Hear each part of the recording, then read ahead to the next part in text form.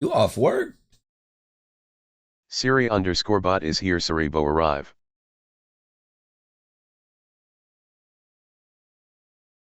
So bad. Bot Rix has successfully joined the channel. I'm really buying a car online on AutoTrader? Really? And I'm getting it from a local dealer. Can you really be that picky with your search? Really? You can really buy a car completely online? Really? We're really getting the car at the dealership now? Really? Shotgun! Buy your car online on AutoTrader. Really? Really? What's his deal? He saved a Metro with no activation fees. Got one line of unlimited 5G for $25 a month. And the best network. Get that more for your money feeling. Only a Metro. Chuck, Yes. we're going back to the moon. I didn't know I've been in the first place. NASA. All right, NASA's going back to the moon. Yes. Let's back up a little. All right. Okay? The first and only other time we went to the moon was the Apollo program. Correct. As you know, we went to the moon 9 times. So we faked it nine times. Not even in my marriage has that much faking taken place. Apollo 8. Okay. Went to the moon, orbited, and came back. Okay. Took that famous picture of Earthrise over the landscape. That's right. Apollo 10. Okay. Went to the moon, orbited the moon, deployed the lander, and it came back up. Right. So that's Apollo 10. Right. Apollo 11, everyone remembers. Buzz Aldrin, Neil Armstrong, walk on the moon. Right. They leave Michael Collins up in the capsule. Just left him up there. Didn't even give him the opportunity to go down later and check it out for himself. No, You know what it's I in the mean? plan. These are professionals. That is rough. Yeah, but you gonna make me the chauffeur? I gotta go to the moon. You gonna make me the moon chauffeur? I didn't even get the moon chauffeur. I'm the moon chauffeur. Then there's Apollo 12, Apollo 13, the ill-fated one. Right. Hollywood movie Yes. on that, directed by Ron Howard. And then Apollo 14, 15, 16, and 17. All right. Why did we go? We're Americans. We're explorers. It's in our DNA, is what we are told. Right. That's not why we Propaganda. went. That's not why we went. No, why do we go? You could want to go for those reasons, but that's not what. That's not makes what everybody write a check. Yeah, exactly. Who writes the checks? Congress writes the checks. Right. You gotta spook Congress somehow into writing the check. So Kennedy says, We go to the moon and do this, that, and the other thing because it is hard. so Yuri Gagarin comes out of orbit. Okay. Okay? Right. First man in space. Yeah. To orbit the Earth. Right. 6 weeks later, we have a joint session of Congress. President Kennedy says stirring words, put a man on the moon, return him safely to Earth before the decade is out. Go earlier a couple of paragraphs in that same speech. If the events of recent weeks couldn't even utter the man's name, Hey, the events of recent weeks are any indication of the impact of this adventure on the minds of men everywhere, that we need to show the world the path of freedom over the path of tyranny. Voldemort is back. Dumbledore, I tell you.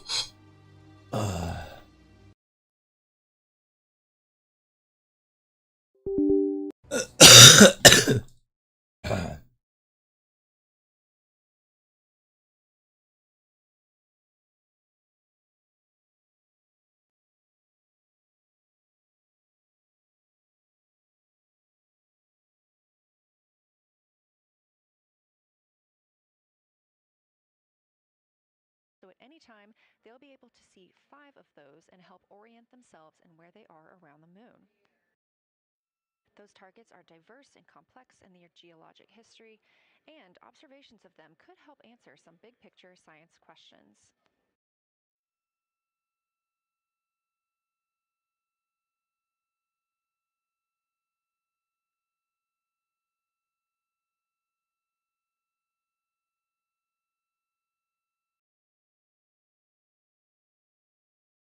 Tell you, Voldemort is back.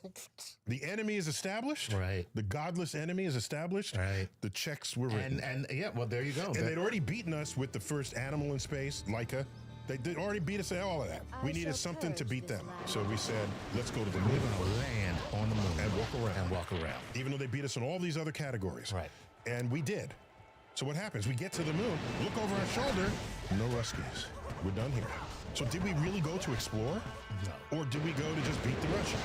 We have not been back to the moon in 50 years. So you know how many scientists went to the moon? 0? One. One. Do you know which mission? No. The last mission. 17. So we had the astronauts do science experiments. It's not that no science happened. No. But don't fool yourself into thinking this was all for exploration. Also flexing on the geopolitical sphere during a Cold War when we're fighting a hot war in Southeast Asia against that enemy. We don't go back to the moon. Not in the 70s, not in the 80s, not in the 90s. Oh, wait a minute, in the 20-teens, let's go back to the moon. What a great idea. We're long overdue. It's been half a century. Yeah. I wonder how the moon's doing. Okay. Why did we have these thoughts? Part the curtains. What else happened in the 20-teens? China says they want to put taikonauts on the moon. Oh. Taikonaut, their version of a cosmonaut, our version of an astronaut. Right. Oh my gosh. China's going to the moon. If there's ever a reason for Congress to reinvigorate the funding to go back to the moon, it was that. Can't have so China. we announced program to return to the moon. We go to the moon. Not because it's easy, but because it's... I don't know. Is there money there? And so this happens under the Trump administration. Yeah. Okay. So Trump says, let's go back to the moon. Yeah. And the program to return to the moon has one of the best names ever. Space Force? No. No, what is it? Artemis. Artemis. Artemis. So who is Artemis in Greek mythology? Artemis is the twin sister of Apollo. Look at that. You can't get more woke than that. That's, which is why we're changing the name to get rid of this DEI Artemis chick. And so right now, there are like 3, 4, 5 such missions planned. Okay. But each one, just as the original Apollo mission, each mission was a little more ambitious than the next. Okay. Right? As you heard, Apollo 10, they went halfway down, came back up. I love the incremental approach. It's incremental. I love and it. the press can talk about each increment because each increment is more than what happened before. Yeah, no. Each thing is a progress wheel. Absolutely. Okay. So, remember the Saturn V? Yeah. I got it right here. That's I it. got it right here. It's all rocket. It's all It's just all it's all rocket. rocket. Right on up to here, and then right up to here, and then you get the astronauts. Right. There are 3 of them. We had Mercury had 1 astronaut. Gemini, how many did they have? Maybe 2. Yeah. Apollo 3. All increment up to landing on the moon. So they're up here in this little capsule right here. Little exactly. capsule. And this is the Cape Tower. If something bad happens, this launches and carries the capsule and its residents away from this bomb that they're sitting on top exactly. of. Okay. So we got one of those as well, but it's specially designed for the future. It's called the Space Launch System. So it has not only a big old giant rocket, it's got what we're familiar with now with the space shuttle. It's got 2 solid rocket boosters on the side. The value of that is you use up their fuel, and when they're done, you just drop them away. You don't want to carry empty tanks. Empty tanks. And then the main rocket will also have multiple stages as well. This was the brainchild of Werner von Braun. Multi-stage rockets. Right. Without him, we'd all have these bullet-shaped V2-looking rockets that are not multi-stage. It was his idea to do this. You drop away things you don't need anymore, and that way the remaining thrust is pushing on a lower mass object. Right. So the SLS, with the capsule included, is about the same size as the Saturn V. But here's a good way to think about how big it is. Let's compare it to the Statue of Liberty. Except that's not the right comparison. Let's make the Statue of Liberty its actual size relative to the SLS. So it's about the same size as the Saturn V. Okay. But it has the help from these solid rocket boosters on the side. Okay. All right. Point is, the capsule, which is containing and protecting the life forms, there are things like the original capsule was not expressly designed to protect you from radiation. Right. It might incidentally do so because it's made of metal and whatever, but this is radiation insulated. It has other life support systems to protect the occupants, as you would want. Okay. Okay? The original Apollo capsule could seat 3 astronauts. The Lockheed Martin one can seat 4. Okay, we add another one to the mix. Okay. And of course, it is also once again connected to a rocket tower that will, if something goes wrong, in an instant, it'll rapidly take the capsule away from this rocket bomb that's detonating in ways that you don't want. Yes, exactly. So it's cool. It's good. It's nice to have a little ejector button. Ejector button. Exactly. Yeah. Exactly. In a way, the most important part of the whole rocket. Definitely. Because you in it. I was going to say, that's where the people are. That's where the people are. So Artemis 1 flew the entire kit and the caboodle to the moon, and it landed in the ocean just like the old days. Yeah. With splashdown. Splashdown with 3 parachutes, and there was the capsule, and landed right near there was an aircraft carrier, just one of the ships that would collect it out of the water, and it was great, uncrewed, just to test the system. Next, Artemis 2 goes with crew to the moon, but doesn't land, and then comes back. Okay. Okay? That's a very Apollo 80 of them. 8. Right. 8E. To go to the moon and then come back. That's the first time we've sent astronauts off of the Earth to a destination since 1972, since Apollo 17. Damn. 54 years. I'm going to say that's tragic. What year was 54 years before we landed on the moon? It was 1914. So you see how far we went from 1914 to 1969. That's terrible. That's how I think about where we should be in space. That's terrible. Okay, so Artemis 4, scheduled for the future, will take the crew and they will land on the moon targeting the South Pole. Okay. The South Pole, we have crater rims where the sun, which never gets very high in the sky, that happens when the sun is in the sky when you're near the poles. Right. And they're craters that are so deep with rims so high, the sun never reaches the bottom of the thing. So when comets hit and they deposit water molecules on the surface, if it's where the sun hits, it evaporates. If it goes in the middle of the crater, it's there. It's a cold trap. And we got it for water. It's forever. And so you can, quote, mine those molecules out for water. You can turn it into rocket fuel, separating the hydrogen and oxygen. I'm starting to see the motivation here. China is going to go. We like, that water's ours, China. So the South Pole is the object of affection these days. Yeah. Not only China has sent rovers there, Russia has sent a rover. One of them crashed, I think. We've sent a spacecraft to the South Pole. So that's where everybody's sort of gathering right now. And if it's going to be a turf war, it's going to be there. And we didn't want to be left out. There it is. Well, there it is. Once again, it comes down to the fact that we don't want to get beat. We have a real or perceived threat from an adversary that we are reacting to. But that's not going to be in the top cover. What does our treaty say about, like, water is now a commodity on the moon? So what does our treaty say? There's the Outer Space Treaty, which was modified, updated to become the Artemis Treaty. Oh. It's signed by 50, 60 countries. Okay. Not China, not Russia. Oh. They came up with their own treaty that they signed among themselves. Okay, so they got a treaty, we got a treaty. The treaty means you help each other in need, you don't hide secrets. What a perfect opportunity to showcase cooperation amongst nations. To reinvent ourselves as a cooperative species. As a cooperative species. Like, we're not on Earth anymore. Like, we can't even go to the damn moon and work together. You would think, look, let's all work together. We can all get this water because guess what? You know, whoever gets it, we need it to get to Mars or wherever else. Ugh. It's the old watering hole problem with tribes. Yep. All over again. Except on the freaking moon. So I just want to sort of celebrate the fact that we are going back, even though it's 50 years later. Right. I'm happy we're going back. Right. Understand the motive. I'm not delusional about that. That crew going to the moon looks more like America than the original, Mercury 7. Not if I can help it. Oh, by the way, Trump puts it in, and who follows Trump as president? Biden. He doesn't cancel it. Nope. He keeps it. He was asleep, that's why. No. Anyway. So everybody keeps the space goal. Right. Because it transcends politics. It does. And you realize NASA has 10 centers in 8 states. And those 8 states, variously at the general election, vote 4 red, 4 blue, 3 red, 5 blue, 5 red, 3 blue.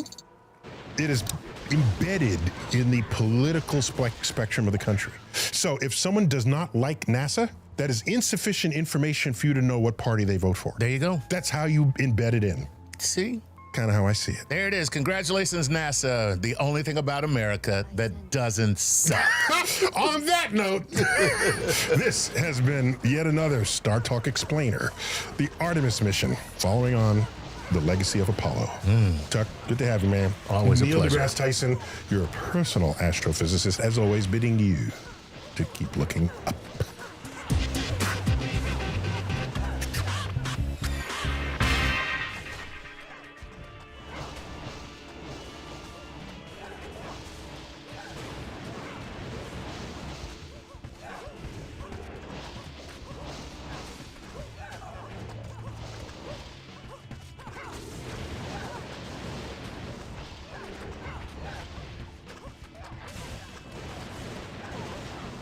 Let's go back in time, shall we? October 4th, 1957. The Soviet Union launched a satellite. The word satellite wasn't even common at the time. They launched an artificial moon around Earth. It was called Sputnik 1. It was a radio transmitter that sent out just bleep signals. Bleep, bleep. Hearing the actual signals transmitted by the Earth-circling satellite. What was it launched in? A hollowed out intercontinental ballistic missile shell. That's what it was launched with. So, here in the United States, we completely freaked out for multiple reasons. First, they beat us at something technological that, like, they're not supposed to, because they're like communists. And we are free market enterprise, high-tech America. How could they possibly beat us at something that required clear advances in science, technology, engineering, and math? That spooked us, A. B, the military is spooked because if they can send a hollowed out intercontinental ballistic missile over our heads, they can send one that contains a warhead. By the way, your airspace is sort of a sovereign place. Other countries can't fly over your country in your airspace without your explicit permission to do so. But a satellite orbits above the atmosphere. So it is not technically your airspace. It's your space. But there were no treaties about space before. Within a year, middle of 1958, President Eisenhower would sign into law the National Aeronautics and Space Administration Act, where we reallocated resources, other smaller agencies, and together, by the first week of October, the doors of NASA were open for business. By the way, NASA is a civilian agency, yet practically every astronaut who was selected and flew was drawn from the military, either the active military or on detail from the military or retired military. All right, we're off to the races, literally off to the races. So Russia puts up the first satellite. They put up the first non-human animal, Laika, a dog, a homeless dog from the streets of Moscow. Never had plans to bring the dog back alive, by the way, burned up on re-entry. They put up the first human, that was Yuri Gagarin. All of this, before we could put up a human, they did all of that, okay? And we're struggling mightily to do something because we were getting bested. So, John F. Kennedy, May 1961, 6 weeks after Yuri Gagarin successfully comes out of orbit, gives a speech to the joint session of Congress and says, if the events of recent weeks are any indication of the impact of this adventure on the minds of men everywhere, then we need to show the world the path of freedom over the path of tyranny. It was a battle cry against communism. How else are you gonna get Congress to write checks? There's a lot of stirring language around that speech and others he gave at that time that made you think this is an American thing to do. But at the end of the day, it got done because we perceived a threat. Our sworn enemy in the Cold War was beating us at a highly visible science and technology activity. So Kennedy says, let's go to the moon. Well, that would leapfrog all of the Russian advances. So we target the moon. Thus was born the Apollo project. We go from Mercury, which hosts 1 astronaut per launch, to Gemini, hosting, guess how many? Of course, 2 Gemini, followed by Apollo, 3 astronauts to the moon and back. We tell ourselves we won that race because we declared the finish line to be the moon. But practically every other important benchmark for access to space, Russia did first. They put up the first woman in orbit, the first dark-skinned person, a Cuban. Remember, Cuba was on their side at the time. Did all this before we did. And we don't tell ourselves that enough because we, I think justifiably, we celebrate the fact that we got to the moon, and that's an interesting target for anybody, for our species. And in all fairness to we as Americans, the plaque that's on the moon says, we come in peace for all mankind. That's what it says. And there's a picture of the Earth, the 2 halves of the Earth. We didn't say we have conquered the moon and we will try. Yes, there's an American flag there because that's what people do when you're in a mountaintop and things. But the plaque that contains the messaging, that felt honest to me. So when Neil Armstrong, Buzz Aldrin, and Michael Collins, the 3 astronauts on Apollo 11, returned to Earth, they were received worldwide. And if you speak to Neil Armstrong, Buzz Aldrin, at the time, what they would tell you is people would come up to them and not say, you did it. They would say, we did it. We, humans, did it. And I was particularly moved upon learning that, because any triumph of science and technology is really for us all, because we're humans, and these are triumphs of the human mind and our ingenuity. So we landed on the moon in 1969. We stopped going to the moon in 1972. Russia wasn't there. No longer was there a geopolitical motivation to pursue that activity. People not knowing why we were going to the moon watched us go to the moon and say, oh, at this rate, by 1980, we'll be on Mars. In the year 2000, we'll have thousands of people living and working in space. We only went to beat the Soviets. That's it. So, 1972, the program gets canceled. People want to blame Nixon? No, you don't blame, yes, he was president, but you don't blame Nixon for that. You recognize the geopolitical forces that make any of this happen to begin with. We could have stayed on the moon in 1972, we didn't. Could have gone back in 1980, we didn't. 1990, 2000, 2010, no. Is anyone else going to the moon? No. So we don't feel the force operating on our ambitions. Again, we are reactive as a nation way more and way more effectively than we are proactive. 2004, I'm appointed by George W. Bush to serve on a White House commission to study the future of NASA. What sort of missions should it have? By the way, there were no geopolitical forcing on us at the time. It's just NASA. There's NASA. We got NASA. We went to the moon back then. What should we do in the future? I'm on this commission. It was nicknamed the Moon and Mars Commission. What we did was lay out a path for us to continue our presence and advance in space, and how to go on to Mars beyond that. We created this plan to use monies that NASA had been using for the space shuttle and phase that out and phase in a plan to return to the moon and go on to Mars. So there's no new money here. It would just be a readjustment of it. Well, some budget people got a hold of it and noticed that it might take $1 trillion to get to Mars. And it was DOA. In peacetime, spend $1 trillion? No. NASA's budget was already $30 billion a year. 30 billion. So how long does it take to get to $1 trillion at $30 billion a year? It takes 30 years. We could get to Mars in 30 years with astronauts, of course, I'm referring to. But that's not the number that landed heavily on people's conscience. It was the $1 trillion. All right, so fine, but we did the really good homework for that report. And there it languishes. We go into the 20-teens. 2016, Trump gets elected president. Okay? You know what's happening around then? China says they want to put taikonauts on the moon. Everything China has said they want to do in space, they have done in space. Let's rewind for a moment.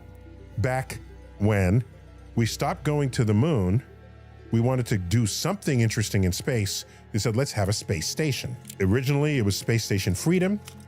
Then the Soviet Union collapses. There are Russian scientists. We don't want them going to whoever might be the new enemy.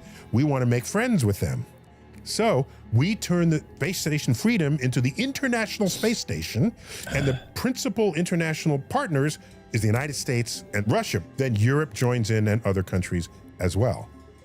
But that means they are our friends post-Cold War era. We said, China, not you. You're not invited because you have human rights violations that we will hold against you and prevent you from participating with the rest of us. I'm a scientist, not a politician, so I don't know how serious, severe, or widespread human rights violations are around the world at any given time, but I do know the consequence of disinviting China. we're now talking about the 1990s into the 2000s, they have a rapidly growing economy. And anytime you have a growing economy, there is money to spend on things, on whatever you want, for whatever are your purposes. So China births their space program. They said they're going to put an astronaut in orbit. A taikonaut is their word for astronaut. Taikonaut's in orbit.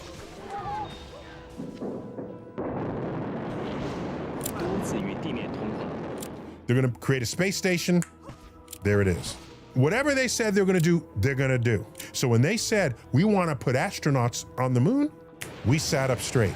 And under Trump, Trump says, let's task NASA to go back to the moon. And it sounded like, well, where did this come from? We haven't been there in 30 years. Why are you saying it now? So there were Trump haters that said he's just boosting his own ego here. But there's a geopolitical force operating. NASA creates a new program called Artemis. This would be to return to the moon with a crew, okay? And ultimately pitch tent there, set up a base camp, not a colony so much as a research station on the moon. Once again, we are reacting to a perceived threat, be it real or imagined. There's a handoff from President Trump to President Biden. And Biden doesn't say, Trump, this moon thing, that was just a vanity project. We're going to cancel it. No, it's sustained. That's what happens when you're reacting geopolitically rather than local politically. Geopolitics rides above it all. Yes, the Artemis program is still in play. There are a bunch of delays. By the way, so is China. Oh. Anyhow, when China went to the moon, they made a flag that was stitched out of basalt. Basalt is rock, volcanic rock. It will never fade. It will never decompose. Ultraviolet light has nothing to say to it.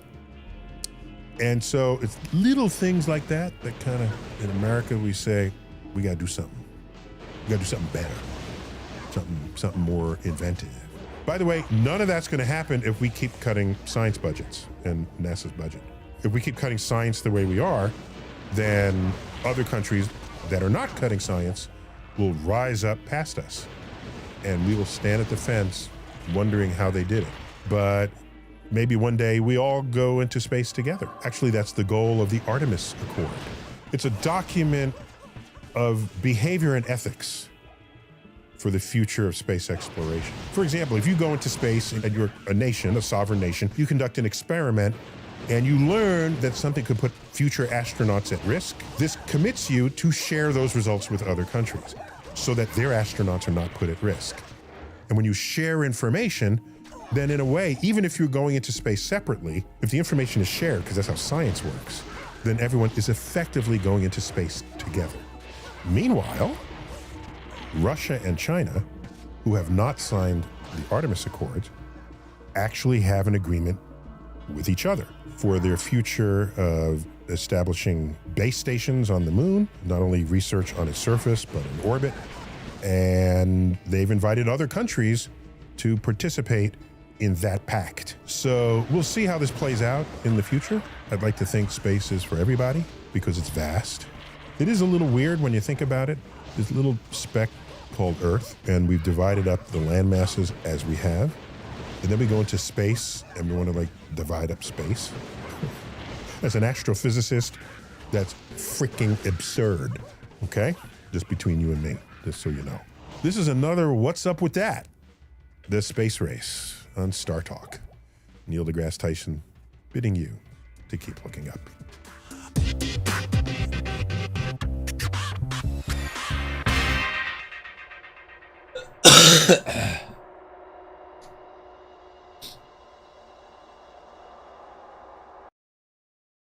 Tell you, Voldemort is back!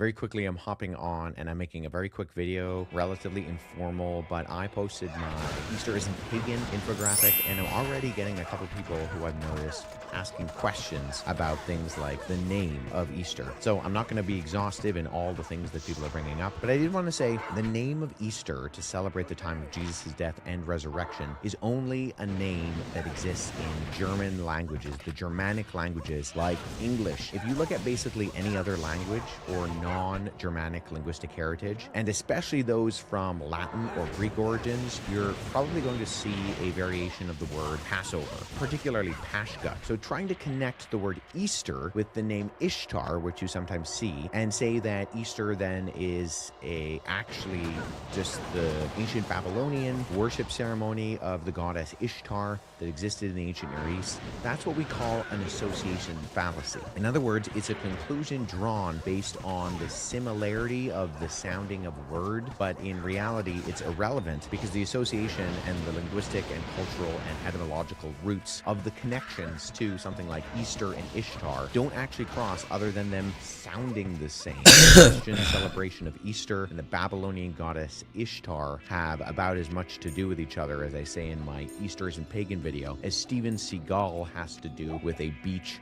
seagull. The other claim is that the name Easter comes from the Anglo-Saxon Germanic spring goddess Ostara. However, there's only one source for anything on Ostara, and that's a writing from the 7th century by the English monk Bede. Now, I recommend you go read Bede's stuff. He's phenomenal. But there is no other reference to any other sources, Christian or pagan, to Ostara. In fact, the name Ostara has an etymological root to the ancient Germanic word Ostaro, which simply means spring. And because of the conspicuous lack of anything concerning who Ostara was, there's a good portion of scholarship within this particular time frame that wonders whether it's actually accurate, whether Bede was correct, got some information crossed, or whether he misspoke when he mentioned this type of goddess. Where does the name Easter in English come from? There really is little agreement on the origins. Most of the scholarship comes around the fact that the celebration usually fell in what was, once again, in Germanic-speaking areas in the month called Ostermanath, the fourth month on the Old English calendar. You can kind of hear the name there, Ostermanath. Easter month. Resurrection Sunday almost always fell on Ostermanath, and so the name of the month shortened to the beginning of the word stuck as the celebration. Think of something like the 4th of July as the common name for Independence Day in the United States, or Cinco de Mayo in Mexico. Very quickly, I'm hopping on and I'm making a very quick video, relatively informal, but I posted my Easter isn't pagan infographic, and I'm already getting a couple people who I've noticed asking questions about things like the name of Easter. So I'm not going to be exhaustive in all the things that people are bringing up, but I did want to say the name of Easter to celebrate the time of Jesus' death and resurrection is only a name that exists in German languages, the Germanic languages like English. If you look at basically any other language or non-Germanic linguistic heritage, and especially those from Latin or Greek origins, you're probably going to see a variation of the word Passover, particularly Pashka. So trying to connect the word Easter with the name Ishtar, which you sometimes see,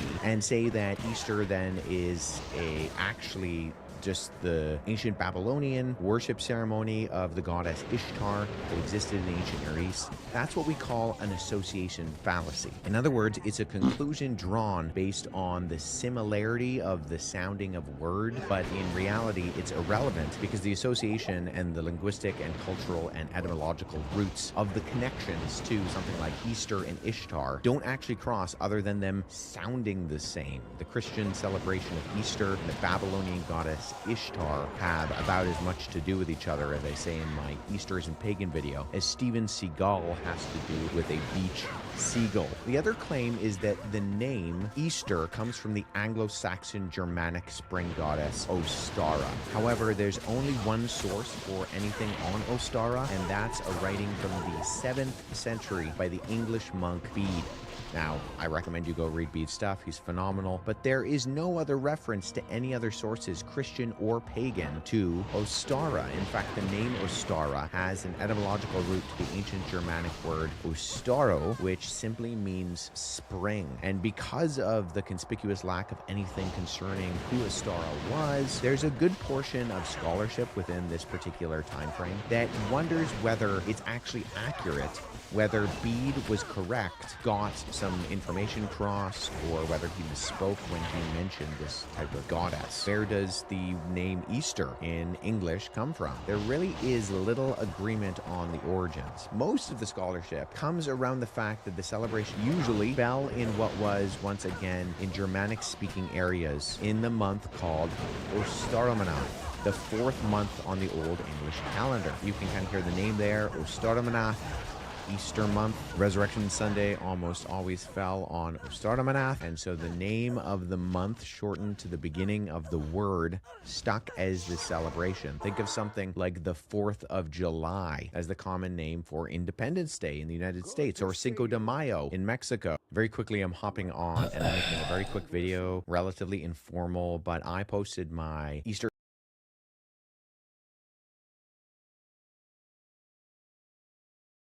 Let's debunk some moon landing conspiracies. If they're really on the moon, then why is it so dark? Where are all the stars? And where's all the planets? Well, it is daytime on the moon in these photos, so their cameras can't be properly exposed for both filming the astronauts and taking pictures of the stars, just like here on Earth. And what about this famous footprint that they keep showing us? It don't match the space boots that they've got on display. When the astronauts were actually on the lunar surface, they were just wearing boot covers with footprints that perfectly matched those in the pictures. And where's this mystery wind coming from? I thought there was only 1% gravity on the moon. Where's this breeze coming from? It's true, there is no wind on the moon, so all the waving that you're seeing is just caused by the astronauts swinging it around. There is no atmosphere to slow it down, so I guess it kind of looks a little bit like it's swinging in the wind, but not really. Let's debunk some moon landing conspiracies. If they're really on the moon, then why is it so dark? Where are all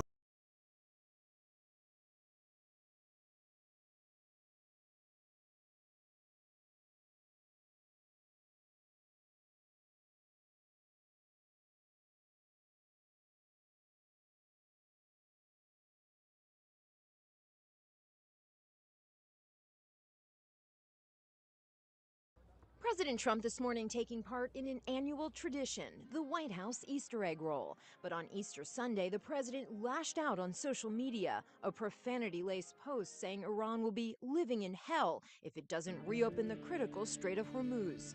Later telling ABC's Rachel Scott in a phone interview that if Iran does not reach a deal by Tuesday night, then, quote, we're blowing up the whole country. Last week, the president insisted the U.S. didn't need the strait, which 20% of the world's oil passes through. The United States imports almost no oil through the Hormuz Strait and won't be taking any in the future. Now the president is threatening attacks on Iran's power plants and bridges. They don't want to cry, as the expression goes, uncle, but they will.